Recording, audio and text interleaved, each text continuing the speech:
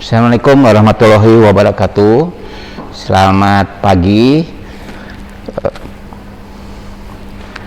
Pada kesempatan ini saya akan menyampaikan tentang bagaimana menghadapi kasus perdarahan pasca salin yang baik dan benar secara etiko-mediko-legal. Namun yang saya bahas ini secara umum, bagaimana menghadapi kasus-kasus pada obstetri, terutama yang dihadapi oleh para peserta di lapangan. Yang paling penting di sini adalah apa sih dan bagaimana kalau kita berhadapan dengan pasien secara baik dan benar. Kalau kita bicara baik adalah bicara tentang etika, kalau bicara tentang benar adalah bicara tentang hukum. Ya, kita tahu bahwa tenaga kesehatan itu seorang profesi yang sangat disegani, sangat berwibawa, bahkan tugasnya sangat mulia.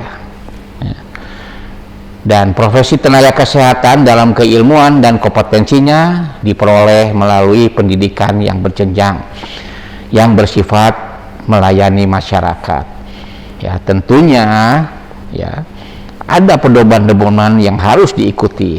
Pertama, kalau dokter-dokter, kode etik dan undang-undang praktek kedokteran. Ini adalah merupakan standar pendidikan profesi tenaga kesehatan, ya, terutama juga di dalam KKI.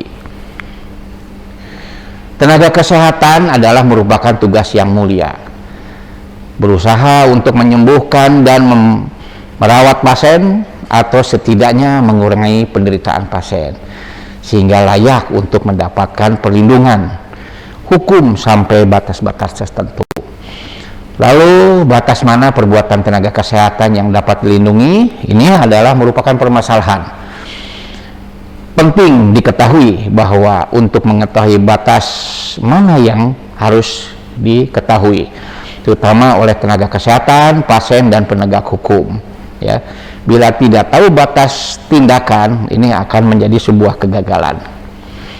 Nah, aparat penegak hukum yang menerima pengaduan pun selayaknya mempunyai pandangan dan mengetahui secara cukup mengenai tentang hukum kesehatan, sehingga dapat menentukan perbuatan melanggar yang mana etik, yang mana hukum. Karena selama ini kalau ada keluarga pasien atau lawyer ya menuntut ke polisi, itu langsung diproses hukum, padahal tidak ada melanggar hukum, hanya sebatas etik, ya, kekecewaan ya atas komunikasi, kekecewaan atas perilaku yang diberikan oleh tenaga kesehatan.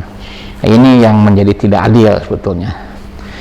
Jadi dalam praktek tenaga kesehatan hubungan dan pasien itu ada tanggung gugat hukum. Masalahnya tidak jelas apakah ini pelanggarannya adalah etik atau hukum. Ini sebetulnya yang harus diketahui. Nah, kita tahu bahwa etik adalah nilai-nilai moral dan norma-norma yang menjadi pegangan bagi seseorang atau suatu kelompok dalam mengatur tingkah laku tentang baik buruknya perilaku. Sedangkan hukum atau mediko legal, semua ketentuan hukum yang berhubungan langsung dengan pelayanan kesehatan. Kalau kita bicara moral, baik buruk, sikap kewajiban yang berhubungan dengan akhlak budi pekerti dan susila.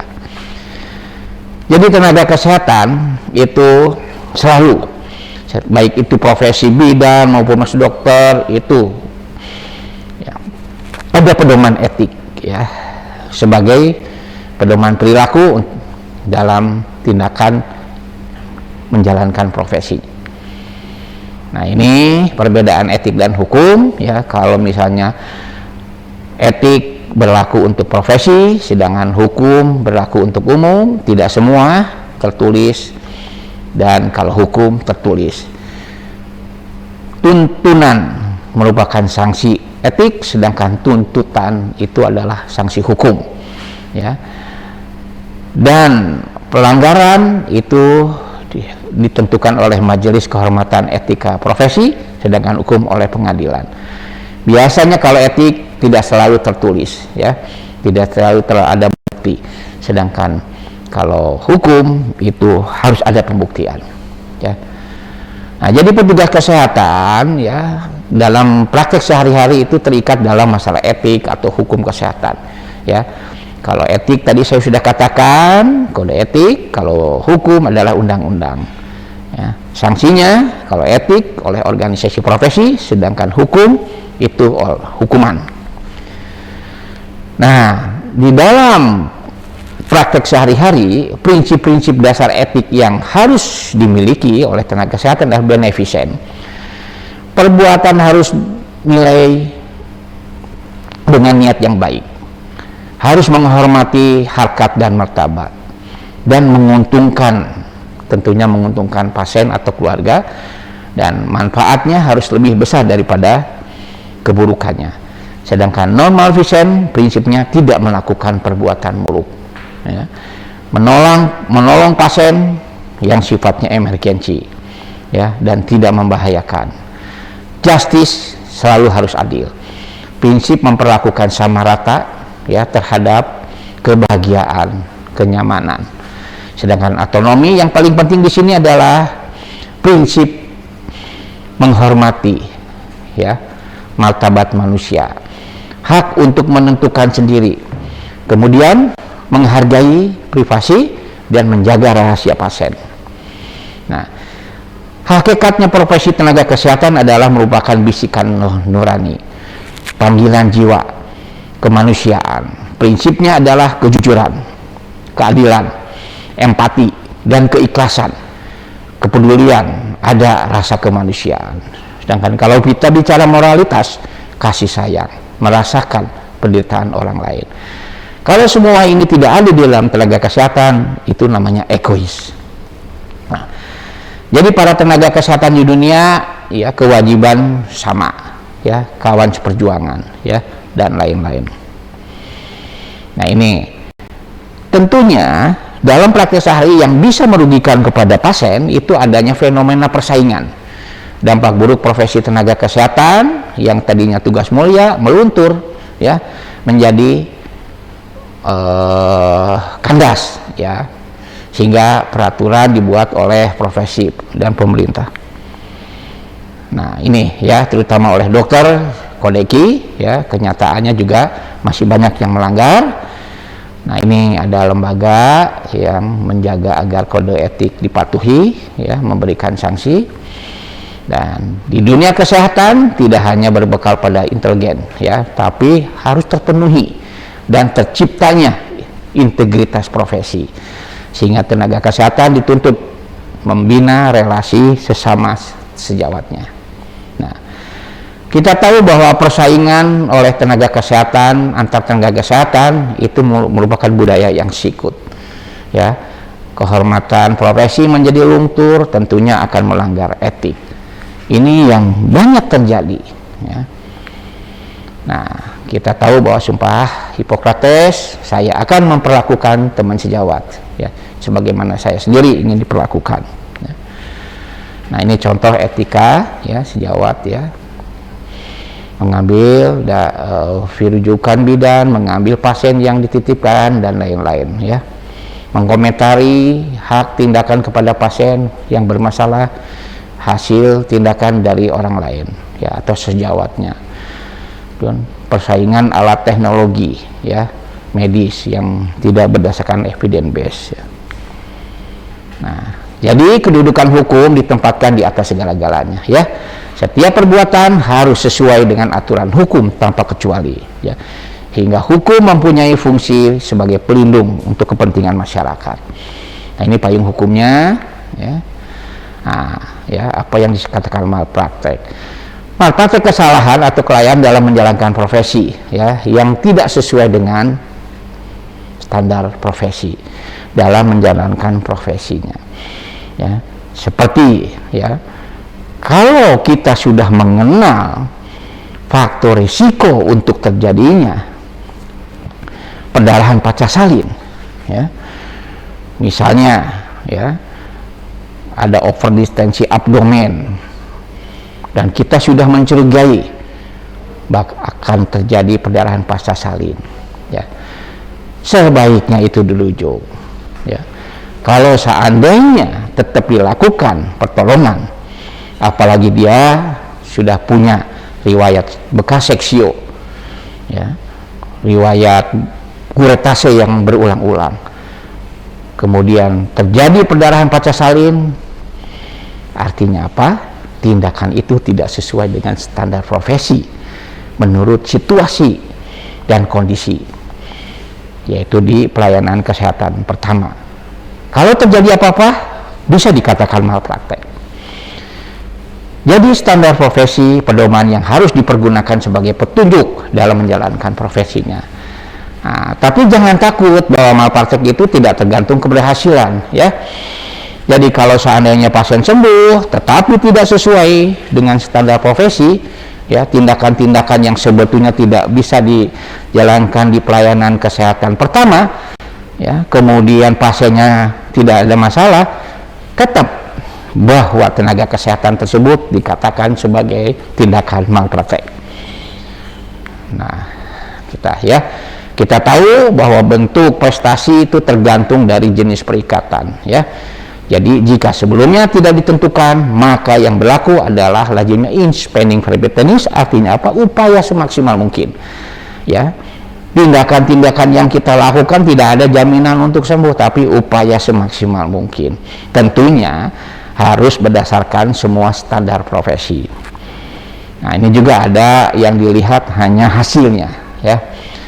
Nah, jadi upaya semaksimal mungkin ini tenaga kesehatan hanya dituntut memberikan prestasinya berupa upaya medik, ya, berdasarkan evidence base.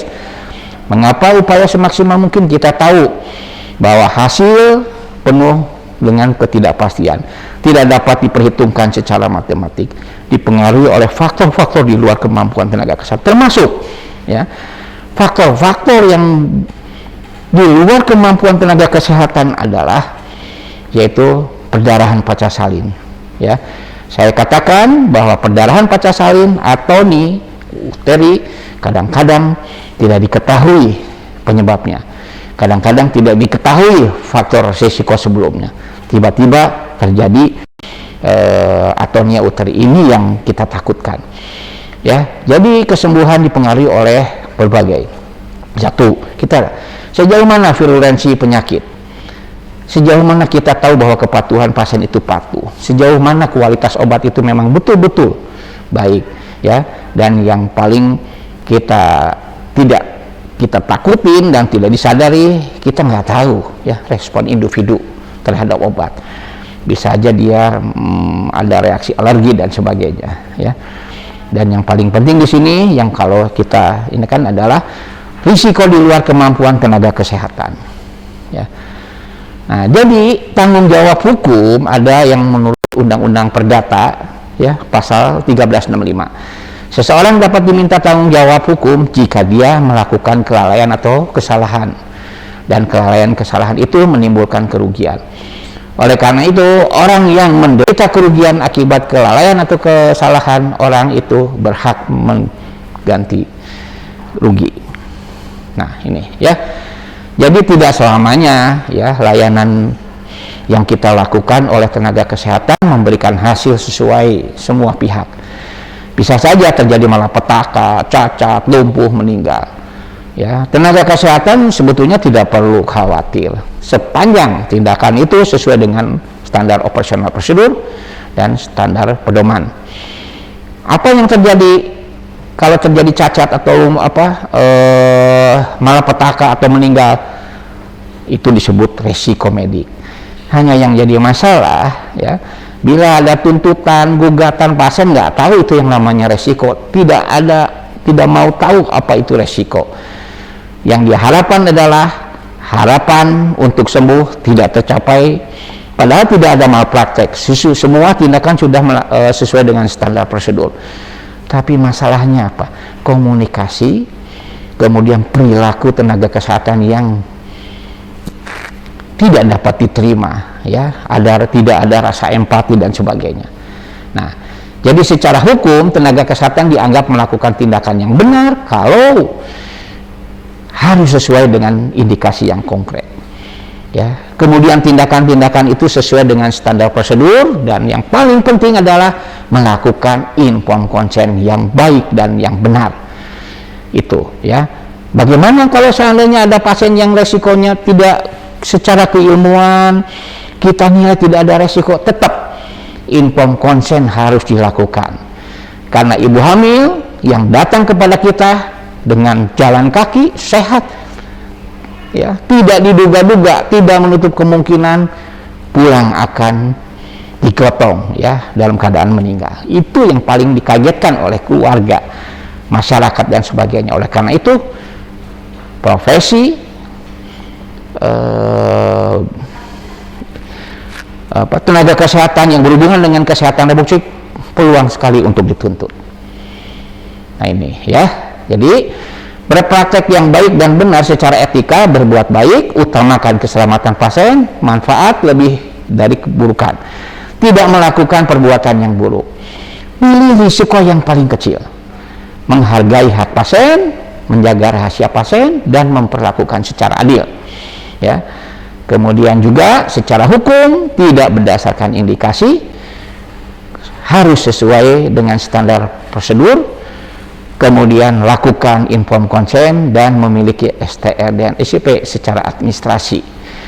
Nah, kiat-kiatnya dalam melakukan praktek sehari-hari kita harus bersifat sopan, santun, senyum, sapa, empati, kasih sayang. Dan inilah yang harus diperlukan ya selama hubungan tenaga kesehatan dengan pasien, yaitu komunikasi yang baik dan efektif. Terima kasih. Assalamualaikum warahmatullahi wabarakatuh.